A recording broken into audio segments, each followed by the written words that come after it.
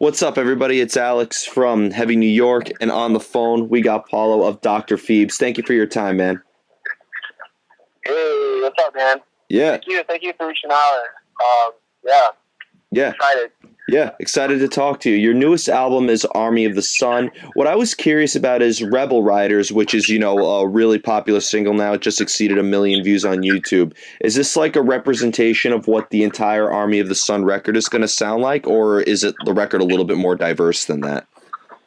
No, the record's really diverse. Actually, like you have like power ballads and more straight rock and roll songs like Better Off Alone and Rebel Riders. Like we have a bit of everything, and it's cool that the fans they reach out and they're excited about different songs. It's cool that fans they identify themselves with like different songs in the record. Like Rebel Riders was actually the last song we tracked, and we weren't it wasn't supposed to be in the record, but like we all like ride motorcycles, we live the rock and roll lifestyle, so it made sense, and I'm so happy that we got it in because like a lot of the people the fans that go to the show and everyone's excited about the song. It's super cool.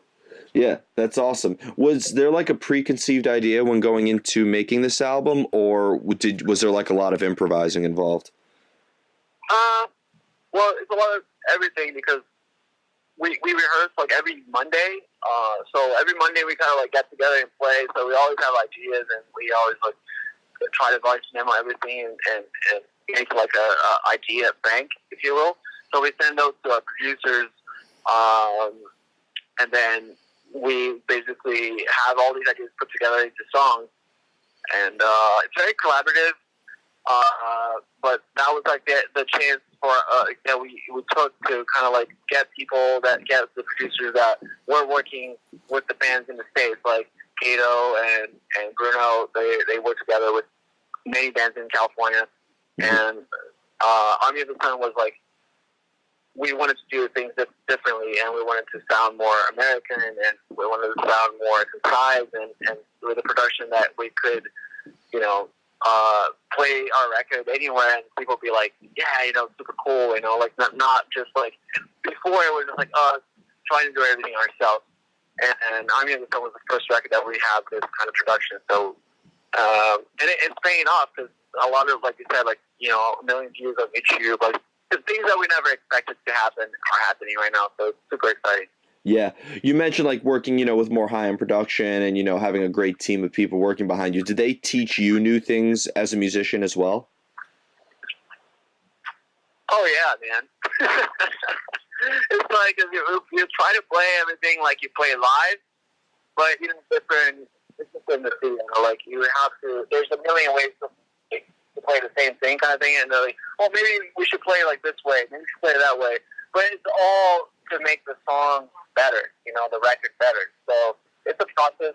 You just gotta live and breathe it for a little while, and then you go on the road, and everything makes sense. Yeah. At what point, are you satisfied with the song, in terms of, production and the song structure and everything? Like, basically, how do you know when a song is done? Yeah, so we send our ideas, sometimes we have a hook, or sometimes we have, a guitar riff, and that kind of, it kickstarts everything, and, Kato was the more engineer producer as far as the sound and sonics of the record, and we had Bruno that was more the creative force behind it. So he was the guy that he was putting the songs together based off our ideas. So when we had the first rehearsal to kind of relearn the songs because we were playing those songs, everything's was different, so we had to relearn everything. And then go to the studio. So basically, we did this record 2 or 3 times. You know what I mean? Mm-hmm. Wow, that's you played it that yeah. You played it that much. I'm surprised you didn't get sick of it. There has to be a strategy behind that, right? Oh yeah, for sure. I mean, it's all. We wanted to do a real rock record, with a big production, with really good songs. So we had a ton of songs that didn't make it to the album. That we're actually working on right now. We're here in Brazil. He's here with us in São Paulo, and we're working on a new record. So it's super exciting that we can salvage all those great ideas because you can't put it all in one record, you know? Yeah. So it's just like a journey. Yeah. You never know, as well as like the song you leave out is going to be on the future record, just be the biggest hit you guys ever have, you know? You never think about that stuff, man. It's like, you know, it doesn't matter. At this day and age, like, I think you gotta be genuine, and like, we're a rock and roll band, so that's like the most genuine thing you can be at this day and age, because like, we do it for love, you know? We're all a big family. Yeah. And, all that matters for us, like, we go to rehearsal, if we're feeling the song, you know, we want to hashtag and jump around, the crowd will too, you know? Absolutely. If you're not true to yourself, you're not going to end up being true to the audience either. For sure. Yeah. When it comes to like playing your material live and, you know, getting the audience to jump up and down and everything like that, like, is there a different mindset in playing your material live versus when you're in songwriting mode? Oh yeah, man. You gotta deliver it live. You know, it's like play game and rehearsal. You know, like it's like it's a magical thing that you never. That's why everyone's nervous before going on stage, because you never know. It's like every night is a unique like energy, you know, and you have to connect with the crowd. So for us, we went to LA to do our first tour like this year, and like we were open for LA Guns and like bands that have like a ton of history, you know. And then I'm like, man, you know, like, are they gonna like us because we're from Brazil? Like, are they gonna spot our accent, or like, are they gonna, you know, feel the songs the same way they feel like? And like that was like one of the biggest moments for us, because we never in a million years thought that American crowd would enjoy and have fun with us playing live, you know? Yeah. And it was just like the biggest thing for us. It was pretty cool. Yeah. What I've noticed is rock has evolved so much over the years in terms of, you know, when you compare like bands like Rolling Stones to Whitesnake to Guns N' Roses to modern day rock bands such as Otherwise or Shinedown or Fozzy or something like that. So is there like a reference point that you guys have when writing music, or are you like looking within yourselves more? Yeah.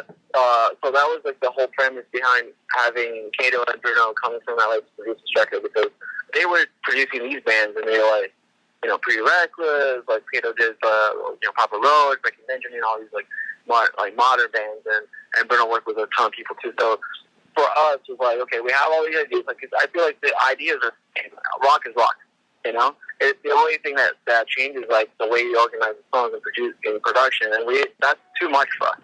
We can't think about stuff. We want to have fun. We want to play the song. So having those guys like with that mindset, you know, they're not starting from zero because we have, you know, ideas and stuff. But like when we go to the studio and put it all together, we try to bridge that gap, which is like we're playing shows since the 80s, and we've been out for a while. So it's important for us to have someone with a fresher view of the market. Yeah. Yeah, of course. Now, being a drummer, does it help to have music before you lay down the rhythm and the beat and all that stuff? Or do you sometimes lay down the rhythm and the band will write over that? Well, most of the ideas come from like the singer and the guitar player. So I'm kind of like just I'm just laying out the songs, man. That's all. I want to play for the song. You know, I don't want to. I've always been a fan of like Alex Van Halen and Ringo Starr and Keith Moon, all these guys that played for the band, you know. And I feel like a lot of, I don't know, like it's a different but like metal today is like super busy. Everyone's like crazy. They're playing like billion notes a second. Like we want to just you know, have fun, have a cool groove, and just play cool songs and have fun live, man. That's all it's all about. Yeah, of course. And the final question I actually wanted to ask you is, you know, Cato was actually a really good friend of mine as well. And, you know, he's worked with me and my family numerous times. I was always curious, you know, like, you know, we talked a little bit about it in production, but like, you know, working with somebody who like Cato, like what are some lessons you learned, not only about music, but like in a way about yourself? man, Kato was the most important person in our career. Because, like, just being with him at the studio and working, because, like, when you're in the studio, man, it's like everyone's naked, you know? There's no time for, like, you know, you open yourself, and that openness creates a bond.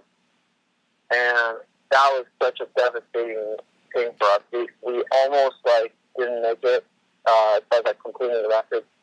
And, man, we love him, and we learned so much from him. Like, he was a guru, you know? He was a real, you know, he was a thinker. He was a person that lived a lifestyle according to his principles, and his life was based around rock and roll. And there's not many people on this earth that can say that. Of course. So that alone was huge for us, and he's just such a wonderful person to be around, and such a genuine guy that we just miss him so much. Yeah, he was. And hopefully he's still with us together on this crazy journey. And Army of the Sun was basically a new beginning for our career, and we owe everything to Kato. Yeah. Everything to Kato. Yeah. Cato was actually one of my first interviews ever as well. So, I mean, it's interesting to be able to talk to somebody who... Dude, that's so cool, man. Yeah. What a great guy. So before we go, I want to thank you so much for your time today. Is there just anything else you would like to promote for Dr. Pheabes in terms of tours or even some newer music coming out? Yeah. There's a lot coming in 2020. We have a tour in Europe that we're planning. We've never been to Europe. We definitely want to go back to the States, and we want to go to the East Coast, because a lot of the interviews we've done weren't on the East Coast, and there's a lot of people from everywhere in the East Coast asking for us to come down and party. So that's in the book. We are working on a new record that should probably be coming out fall next year, like late fall. We have a new single coming out probably in April, May, before a little festival tour that we're kind of planning. There's like a lot of things that we're playing around. Like, we haven't announced anything because everything's in the works, but we just want to keep playing and keep the spirits alive, man, and keep rock and roll alive. That's what we try to do. And 2020 is going to be the best year yet. Yeah, absolutely. We are all on social media. Check out Dr. Pheabes, drpheabes.com, Instagram, Facebook. We are all social media. Yeah. You got to get to the East Coast, man. We would love to party with you at St. Vitus or Duff's or something like that. Amazing, brother. I can't wait. Yeah. But thank you so much, Paulo. Thank you, man. Take it easy. Thank you so much. Yeah, take it easy. All right. You too, man. Take it easy. All right, brother. Everybody, we are here with Paulo of Dr. Pheabes. Pick up Army of the Sun if you haven't already. This is Alex from Heavy New York, and we'll see you next time.